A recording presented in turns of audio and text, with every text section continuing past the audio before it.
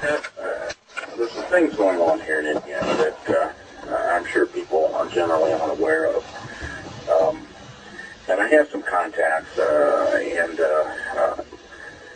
I had made a contact with Superfaith to talk with him a little bit, but I'm not sure what happened. I think he had an ice storm down there, and I don't know if he's out of it for a while or not. Yeah, he's disappeared. No one knows what. I think he's just focusing on the family right now, but you wrote a lot of things in your email. Why don't you just go through them one at a time and break it down for us? What do you see? What's going on? About 1.5 to 2 years ago, we started being contacted by FEMA saying, you've got to put some plans together. The first plans had to do with, the reason was avian flu. Now, I don't know. My brother's a doctor, and a couple hundred people around the world have died from bird flu. And not really a serious threat right now, unless they know something that we don't. But the point is, we were to put together a plan to vaccinate every person in the county within 48 hours. You're kidding me! Wow.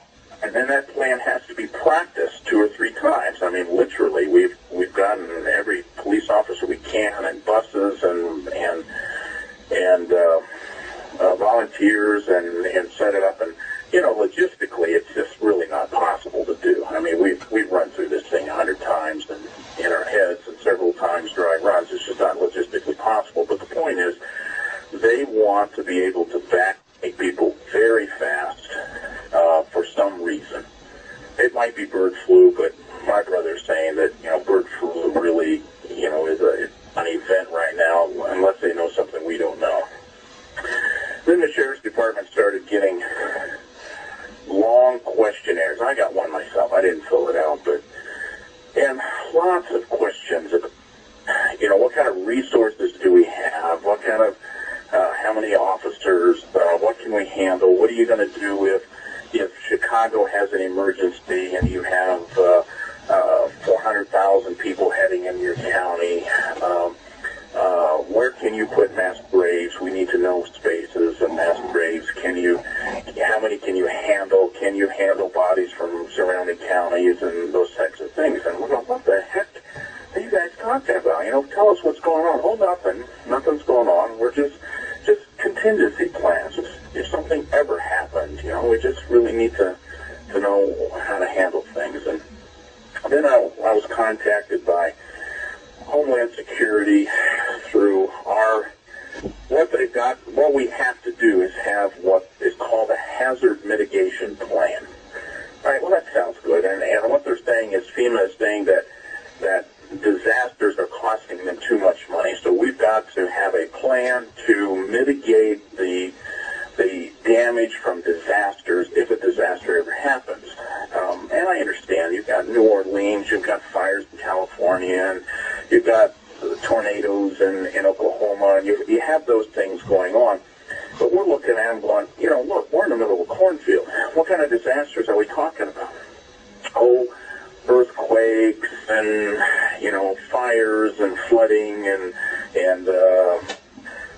tornadoes. And okay, well, what are the real chances of those things happening to us? Oh, it's very rare, but still, we want to have mitigation plans. What kind of stuff you talk about? I just had my last meeting today with them, in fact.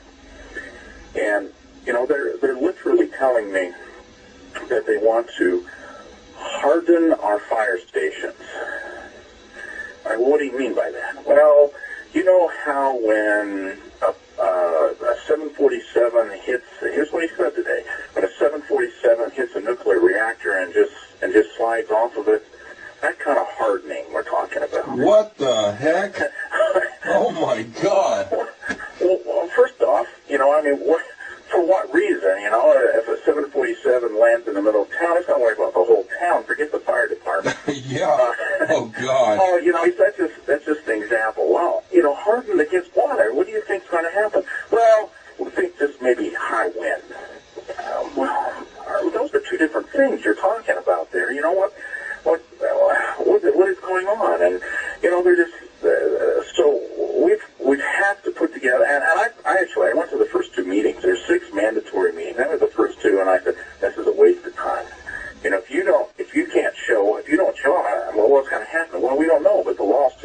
have to be involved in this.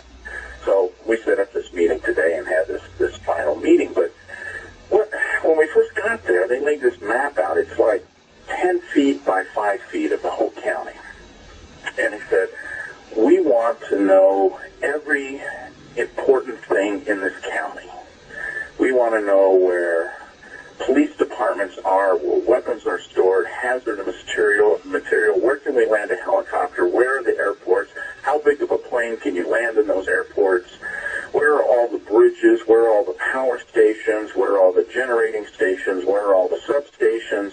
I mean, they literally want to know everything. I'm sitting there thinking of this, and I'm thinking, man, if there was ever a martial law, this kind of information is exactly the kind of stuff they're going to want, because we're just laying it all